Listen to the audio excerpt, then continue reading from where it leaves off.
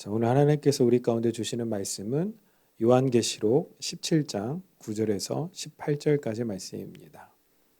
요한계시록 17장 9절에서 18절까지의 말씀입니다. 오늘은 교도하지 않고 제가 9절부터 18절까지 봉독해 드리도록 하겠습니다. 지혜 있는 뜻이 여기 있으니 그 일곱 머리는 여자가 앉은 일곱 산이요 또 일곱 왕이라. 다섯은 망하였고 하나는 있고 다른 하나는 아직 이르지 아니하였으나 이르면 반드시 잠시 동안 머무르리라. 전에 있었다가 지금 없어진 짐승은 여덟째 왕이니 일곱 중에 속한 자라. 그가 멸망으로 들어가리라. 내가 보던 열 뿔은 열 왕이니 아직 나라를 얻지 못하였으나 다만 짐승과 더불어 임금처럼 한동안 권세를 받으리라. 그들이 한 뜻을 가지고 자기의 능력과 권세를 짐승에게 주더라. 그들이 어린 양과 더불어 싸우려니와 어린 양은 만주의 주시오 만왕의 왕이심으로 그들을 이기실 터이요 또 그와 함께 있는 자들 곧 부르심을 받고 택하심을 받은 진실한 자들도 이기리로다. 또 천사가 내게 말하되 내가 본 바 음녀가 앉아 있는 물은 백성과 무리와 열국과 방언들이니라. 내가 본 바 이 열뿔과 짐승은 음녀를 미워하여 망하게 하고 벌거벗게 하고 그의 살을 먹고 불로 아주 사르리라. 이는 하나님이 자기 뜻대로 할 마음을 그들에게 주사 한 뜻을 이루게 하시고 그들의 나라를 그 짐승에게 주게 하시되 하나님의 말씀이 응하기까지 하심이라. 또 내가 본 그 여자는 땅의 왕들을 다스리는 큰 성이라 하더라. 아멘. 오늘은 요한계시록 강의 42번째 시간으로 영적 전쟁에 관해서 우리가 하나님의 말씀을 좀 같이 나누도록 하겠습니다. 사실 오늘 저희가 영상 녹화로 대체하는 이유는 터키 현지와 저희가 연결해서 원래 방송을 하려고 했는데 여러 가지 상황상 그게 불가능할 것 같아서 미리 녹화본으로 여러분들과 좀 만나도록 하겠습니다. 우리는 지난 시간에 영적인 의미로 다섯은 망하였고 하나는 있고 다른 하나는 아직 이르지 아니하였다라는 구절이 어떤 의미인지를 같이 살펴보았습니다. 살펴본 대로 사탄은 십자가에서 아주 결정적 패배를 당합니다. 하지만 예수 그리스도가 오시기까지 남은 힘을 총동원하여 어떻게든 하나님의 백성들을 불신앙으로 미혹해 간다라고 이야기를 했죠. 그런 일들이 우리의 삶, 곧 정치, 경제, 교육, 역사적 영역에 그대로 고스란히 드러나고 있는 것이 바로 우리의 현실이고 그걸 성경은 큰 성 바벨론이다라고 이야기를 하고 있고 그걸 뒤에서 조정하고 있는 권세가 물 위에 앉은 음녀의 권세다라고 성경은 우리 가운데 이야기를 해주고 있는 것입니다. 자, 그러면 우리는 그런 음녀의 세상과 함께 싸워 나가야 하는 것입니다. 그 부분을 우리가 11절부터 다시 한번 보도록 하겠습니다. 11절 말씀 보면 이렇게 나옵니다. 전에 있었다가 지금 없어진 짐승은 여덟째 왕이니 일곱 중에 속한 자라. 그가 멸망으로 들어가리라. 계속해서 일곱, 열, 여덟 이런 숫자가 나오니까 우리가 좀 이해가 안 되고 그림이 잘 안 그려지시죠. 그러니까 일단 우리는 숫자만 나오면 수에 약하다 보니까 매우 복잡하게 생각을 합니다. 사실 오늘 본문에 나오는 내용들이 또 복잡한 것도 맞아요. 그래도 우리가 좀 정신을 차리고 좀 한번 들어가서 보면 17장에서 계속 나오고 있는 음녀는 머리가 일곱이고 뿔이 열인 짐승을 타고 있습니다. 그러면서 일곱 머리는 일곱 왕을 뜻한다라고 이야기를 했죠. 그런데 11절에 와서는 다시 그렇게 일곱 머리가 붙어 있는 그 짐승 전체를 여덟 번째 왕이라고 부릅니다. 그러니까 짐승의 머리에는 일곱 머리와 일곱 왕들이 있는데 그 짐승 자체가 여덟째 왕이라는 말이 되는 거죠. 그래서 왕이 몇 명인가? 그 왕들은 누구를 상징하는 것인가? 이게 중요한 것이 아니라 일곱 왕이나 그 일곱 왕의 본체인 여덟 번째 왕이나 모두 동일한 존재라는 것에 우리는 방점을 두어야 합니다. 그게 무엇입니까? 바로 음녀가 타고 있는 짐승 안에 있는 것들입니다. 계시록 13장 4절에 보면 용이 짐승에게 권세를 주므로 용에게 경배하며 짐승에게 경배하여 이르되 누가 이 짐승과 같으냐 누가 능히 이와 더불어 싸우리요 하더라. 자, 12장과 13장에 보면 용이 나옵니다. 그리고 그 용이 짐승에게 권세를 줍니다. 또 용에게 권세를 받은 짐승이 자기보다 뒤에 나오는 짐승에게 또 권세를 줍니다. 그래서 우리는 그들을 가리켜서 세상의 왕, 지도자, 또 거짓 선지자들이라고 했습니다. 바로 8번째 왕이 그런 것들을 상징해 주는 것입니다.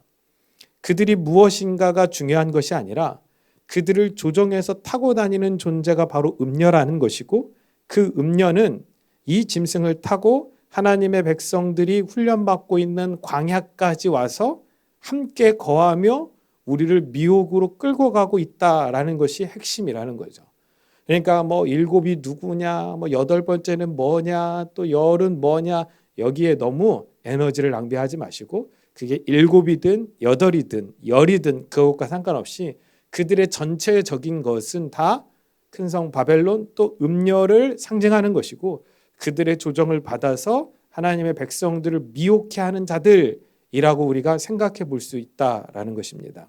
그러니까 이 자체가 바로 영적 전쟁이라는 것이죠. 13절 말씀 보면 그들이 한 뜻을 가지고 자기의 능력과 권세를 짐승에게 주더라. 그들이 어린 양과 더불어 싸우려니와 어린 양은 만주의 주시오 만왕의 왕이심으로 그들을 이기실 터이요 또 그와 함께 있는 자들 곧 부르심을 받고 택하심을 받은 진실한 자들도 이기리로다. 자, 그들이 연합하여 한 뜻을 가지고 자기의 능력과 권세를 짐승에게 주어 어린 양과 더불어 싸우게 하는 것입니다. 이게 바로 영적 전쟁인 것이죠. 이런 영적 전쟁의 의미로 우리는 계시록 16장을 풀었어요. 그래서 계시록 16장에 나오는 아마겟돈은 뭐라고 이야기했어요? 실제 우리 눈에 보이는 어떠한 전쟁이 아니라 마지막 날 맹렬하게 일어나는 영적 전쟁을 의미한다라고 이야기를 나눴죠. 이렇게 능력과 권세를 받은 세상의 왕들이 하나님을 대적하기 위하여 전쟁을 일으키는 것, 이게 아마겟돈이고 이게 오늘 본문에 나오고 있는 영적 전쟁입니다. 자, 아마겟돈을 설명하면서 계시록 16장은 13절 14절에서 이렇게 이야기를 해요. 또 내가 보매 개구리 같은 새 더러운 영이 용의 입과 짐승의 입과 거짓 선지자의 입에서 나오니 그들은 귀신의 영이라 이적을 행하여 온 천하 왕들에게 가서 하나님 곧 전능하신 이의 큰 날에 있을 전쟁을 위하여 그들을 모으더라. 새 더러운 영이 용의 입, 짐승의 입, 거짓 선지자의 입에서 나온대요. 그게 바로 음녀가 손에 들고 있는 금잔에 담긴 가증스러운 것들, 더러운 것들이잖아요. 그들이 뭐요? 하나님을 모독하는 말, 신성 모독하는 말들을 하고 세상을 미혹해서 하나님이 없다라고 가르쳐요. 그래서 결국 하나님의 자녀들을 불신앙으로 이끌어가고 있다라고 우리는 이미 잘 알고 있습니다. 이게 뭐예요? 영적 전쟁이라는 거죠.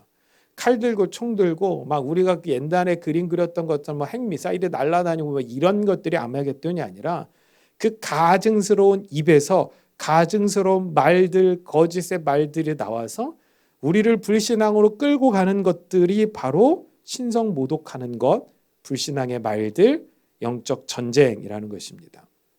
하지만 그들이 싸우고 있는 그 대상이 누구인지가 중요해요. 그들이 싸우고 있는 그 대상이 누구예요? 만왕의 왕이시며 만주의 주가 되시는 어린 양이십니다. 만왕의 왕이라는 표현은 이스라엘 역사에서 잘 쓰지 않는 표현이었고 다니엘서에 가서야 만왕의 왕, 만주의 주라는 표현이 등장하기 시작을 합니다. 그 전까지 이스라엘 백성들이 하나님을 표현할 때 아브라함의 하나님 또는 이스라엘의 하나님이라는 표현들을 많이 사용을 했습니다. 그러다가 국가가 멸망당하고 비로소 깨닫기 시작한 것이 온 우주를 통치하시는 하나님이라는 표현이 등장하기 시작한 거예요. 이 부분 제가 여러 번 설명드렸으니까 다들 기억하실 것입니다. 여러분들 패배와 패망이요, 이런 이유들 때문에 반드시 나쁜 것만은 아니에요. 우리가 하나님을 모르고 떠나게 된다면 차라리 망해서라도 하나님의 위대하심을 깨닫는 것이 더 중요합니다. 이스라엘 백성들이요, 나라가 망하고 나서야 역사의 주관자 하나님을 고백하는 것처럼 우리도 우리 삶에서 일어나는 그 무수히 많은 패배들을 통하여 결국 이기시는 분이 내가 아니라 예수님이라는 것을 깨닫고 더욱 주님만 의지하며 나가게 되기를 간절히 소망합니다. 그런 우리의 모습이 14절에 묘사되어 있습니다. 자, 우리 14절을 함께 보도록 하겠습니다. 그들이 어린 양과 더불어 싸우려니와 어린 양은 만주의 주시오 만왕의 왕이시므로 그들을 이기실 터이요 또 그와 함께 있는 자들 곧 부르심을 받고 택하심을 받은 진실한 자들도 이기리로다. 어린 양은 당연히 승리하시는 거고 어린 양과 함께 있는 자들 곧 부르심을 받고 택하심을 받은 진실한 자들도 이기리로다. 그럼 이게 누구예요? 여러분들이죠. 성도들이죠. 그리고 저입니다. 저는 아무것도 아닌데 어린 양을 의지하기 때문에 그 어린 양의 승리가 나의 승리가 되는 것입니다. 자, 그럼 사탄이 해야 하는 일은 무엇인가요? 바로 그런 나의 믿음을 무너뜨리는 거예요. 예수 그리스도가 나의 구주 되심을 믿지 못하게 만드는 것이 사탄의 최후 전략입니다. 사탄은 어떤 다른 수를 쓰지 않아요. 아니, 사탄이 어떤 수를 쓰든지 사탄이 사용하는 그 모든 수는 다 최종 목적이 여러분들의 믿음을 흔들어 놓는 것입니다. 영적 전쟁이 뭐 거창한 것 같죠? 절대로 아닙니다. 영적 전쟁은 우리가 살아가는 삶에서 지금도 끊임없이 일어나는 전쟁입니다. 한 주를 살아가면서 여러분들 주변에서 얼마나 많은 사람들이 여러분의 마음을 송두리 때 흔들어 놓았던 적들이 있잖아요. 여러분들의 신앙을 흔들어 놓았던 적들이 있잖아요. 그래, 그렇게 교회 생활을 안 해도 괜찮아. 너 혼자 독고다이로 살아가도 괜찮아. 네가 주인이야. 네가 하나님 앞에 굴복할 필요 없어. 하나님은 만왕의 왕이 되지 못해. 라고 이야기하는 그 무수히 많은 거짓된 이야기들을 여러분들이 들었잖아요.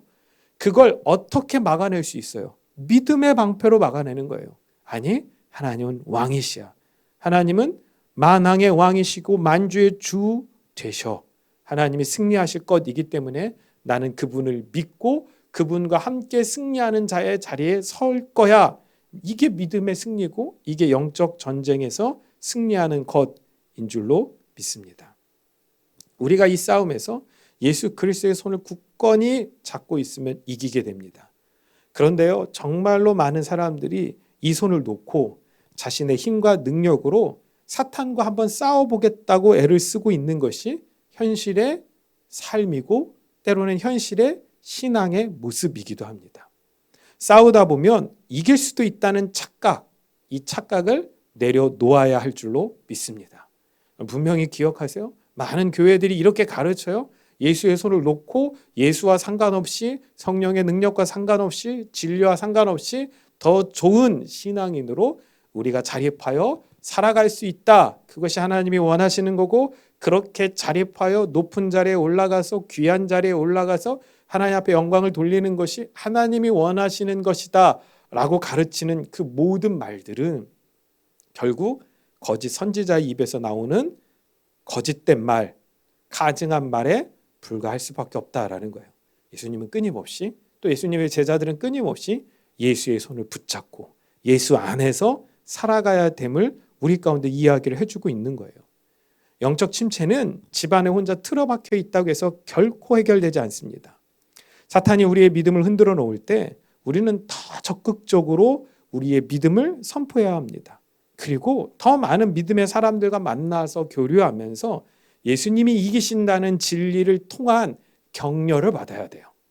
나라는 존재로서의 격려를 받는 게 아니라 당신은 사랑받기 위해 태어난 사람 이런 격려를 받는 게 아니라 예수님이 이기신다는 그 진리의 약속의 말씀을 통한 격려들이 교회 안에서 필요한 줄로 믿습니다. 제가 정말로 좋아하는 구절이거든요. 에베소서 1장 17절에서 19절을 보면 우리 주 예수 그리스도의 하나님 영광의 아버지께서 지혜와 계시의 영을 너희에게 주사 하나님을 알게 하시고 너희 마음의 눈을 밝히사 그의 부르심의 소망이 무엇이며 성도 안에서 그 기업의 영광의 풍성함이 무엇이며 그 힘의 위력으로 역사하심을 따라 믿는 우리에게 베푸신 능력의 지극히 크심이 어떠한 것을 너희로 알게 하시기를 구하노라. 자, 성령님이 오시는데 왜 오시냐면 우리 안에 부르심의 소망을 분명하게 하시기 위해서 오신대요. 여러분들 이 땅을 살아가면서 부르심의 소망을 분명하게 하는 것보다 더 중요한 것은 없습니다. 왜냐하면 부르심만 명확하면 어떤 상황에도 주님의 손을 붙잡고 가게 될 것이기 때문입니다. 그렇게 부르심을 알고 주님 손 붙잡고 가게 되면 어떻게 되냐? 바로 우리 인생에게 주시는 하나님의 기업의 영광의 풍성함과 때를 따라 돕는 은혜의 능력을 경험하게 된다라는 거예요. 그러니까 우리가 할 수 있는 일, 그리고 우리가 해야 되는 일은 그 예수의 손을 붙잡고 진리와 함께 지금 우리 삶 가운데서 펼쳐지는 영적인 싸움들을 계속 치르면서 나가는 거예요. 우리 안에 아직 말씀의 검, 성령의 검이 없으면 뭐 하는 거예요? 믿음의 방패로 버텨내는 거예요. 그러다 어느 날 말씀의 검이 내 손에 쥐어들게 되고 우리 손으로 그 말씀의 검을 휘두를 수 있게 될 때 우리는 진리로 그 모든 거짓과 악을 물리칠 수 있게 되는 줄로 믿습니다. 17장 처음 시작하면서 음녀가 어디에 앉아 있다라고 했죠? 많은 물 위에 앉아 있다라고 했잖아요. 그렇다면 그렇게 음녀가 앉아 있는 물이 무엇인가? 15절에서 설명하고 있어요. 또 천사가 내게 말하되 내가 본 바 음녀가 앉아 있는 물은 백성과 무리와 열국과 방언들이니라. 그러니까 물이 뭐라고요? 백성과 무리와 열국과 방언들이래요. 그러니까 음녀가 앉아 있는 물이 뭐라고요? 다시요. 백성과 무리와 열국과 방언들이라는 거죠.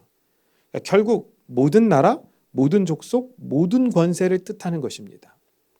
하나님이 모형으로 세우신 주님의 교회를 제어한 모든 세력들이 다 음녀가 앉아 있는 물들이라는 것이에요. 세상 전체를 말하는 것이죠. 시편 124편 2절에서 5절을 보면 사람들이 우리를 치러 일어날 때에 여호와께서 우리 편에 계시지 아니하셨더라면 그때 그들의 노여움이 우리에게 맹렬하여 우리를 산채로 삼켰을 것이며 그때 물이 우리를 휩쓸며 시내가 우리 영혼을 삼켰을 것이며 그때에 넘치는 물이 우리 영혼을 삼켰을 것이라 할 것이로다. 물이 뭐예요? 우리를 삼키는 존재. 세상, 큰 성 바벨론, 음녀가 앉아있는 곳으로 표현되고 있는 거예요. 동일하게. 그런데 그때 우리를 지키신 분이 누구라고요? 여호와께서 일어나 우리 편에 계셨기 때문에 우리가 승리할 수 있었다라는 거죠. 여호와께서 나의 편이 되시지 않으면 우리는 우리를 삼키려는 그 물에서 살아남을 수가 없는 것입니다. 여러분들 주님이 아니면 우리는 이 세상의 흐름을 바꿀 수도 없고 이 세상의 조류에 휩쓸려 갈 수밖에 없어요. 어떻게 보면 우리가 상대하기 점점 더 버거운 거대한 조류를 세상이 형성해 가는 것 같아 보입니다. 하지만 두려워하지 마십시오. 성경은 어린 양이 이긴다라고 말씀하고 계십니다. 저와 여러분들은 믿음으로 그 약속을 붙잡고 나가는 것입니다. 솔직히 저는 어느 교회를 막론하고 한국 교회는 다 변해야 된다라고 생각을 합니다. 사탄은 지금 모든 방향을 통해 모든 방법을 총동원하여 우리의 믿음을 사정없이 흔들어 놓는데 주님의 교회들은 빈집털이를 당하면서도 도둑이 들어온 줄도 모르고 있는 것이 우리의 현실입니다. 자, 그 쉬운 예가 뭐예요? 아니 신천지 하나를 우리가 진리와 말씀으로 막아내지 못하고 있잖아요. 신천지 하나를. 근데 눈에 보이지 않는 사탄을 우리가 어떻게 막아낼 수 있어요? 못 막아내요. 그러니까 사정없이 흔들리는 거예요. 사정없이 세상으로 끌려가 버리는 거예요. 목회자들도 하나님의 진리에 굳건히 서지 못하니까 사정없이 마음을 빼앗겨 버리는 거예요.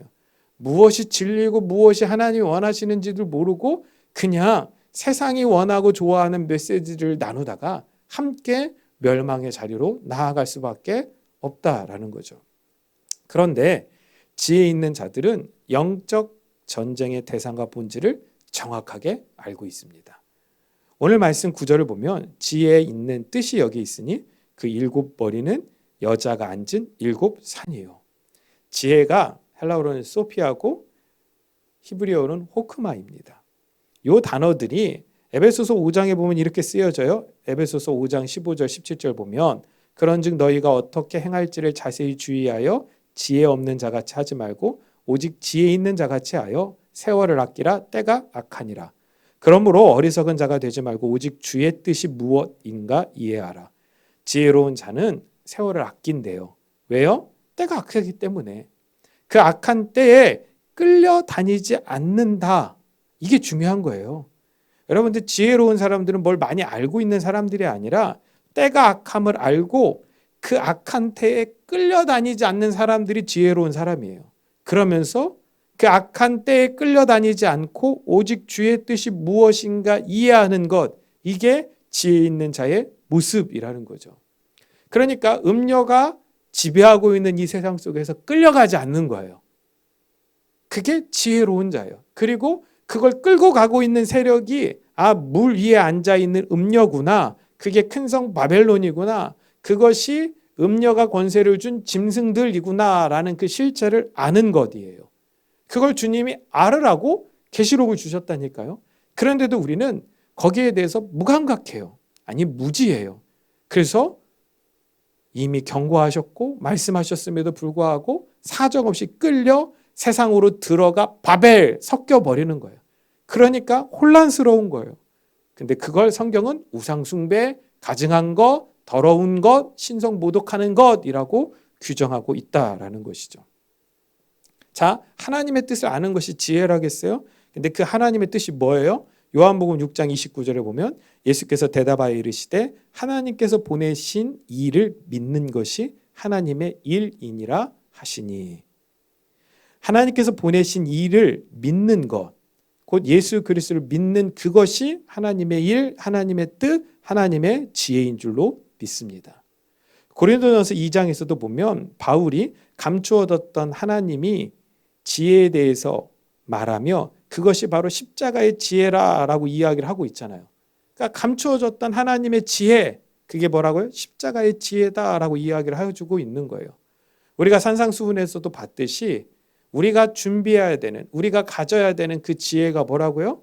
보물인데 그 보물은 바로 예수 그리스도를 알고 믿는 예수 그리스도에 관한 지혜라라고 우리는 살펴봤습니다.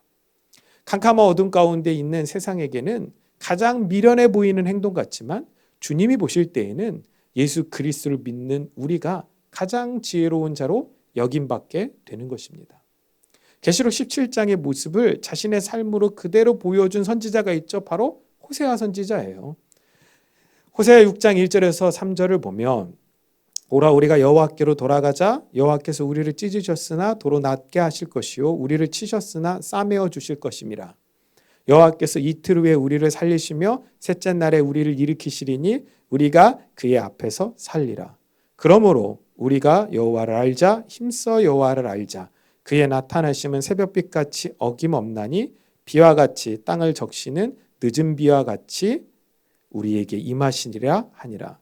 그 호세아가 자신의 비참한 결혼 생활을 통해서 하나님 아버지의 마음을 깨닫고 선포하잖아요. 여호와를 힘써 알면 그것이 지혜가 되고 그로 인해서 깨어진 하나님의 관계가 회복되어 가는 것입니다. 저와 여러분들에게 어쩌면 이 설명이 더 이상 필요 없을지도 모릅니다. 그런데 여전히 음녀가 지배하고 있는 세상 전체는 헛된 것, 거짓된 것, 가짜다라는 이 자연스러운 지혜를 결코 깨닫지 못하고 인정하지 않으려는 세력들이 있다라는 거죠. 그런 세력들과 우리는 뭐 할 수밖에 없어요? 싸울 수밖에 없는 거예요. 하지만 어린 양이 우리 대신해서 싸워주시기에 우리는 그 예수의 손을 붙잡고 있으면 되는 것입니다.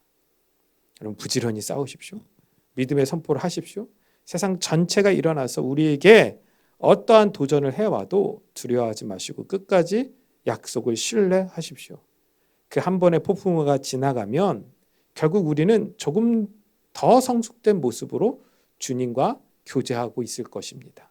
그리고 또 다른 폭풍이 밀려오겠죠. 더 강력한 믿음의 시험들이 우리 앞에 다가오겠죠. 예수 그리스도가 구주 되심을 거부하는 그 많은 일들과 이야기들과 때로는 과학적이고 역사적인 증거들처럼 위장되어진 것들이 우리 앞에 나타나게 될 거예요. 그러나 여러분들 두려워하지 마십시오. 어린 양이 이기시고 주님이 진리 되심을 믿고 끝까지 인내할 수 있는 믿음의 모든 성도님들 되기를 간절히 소망합니다.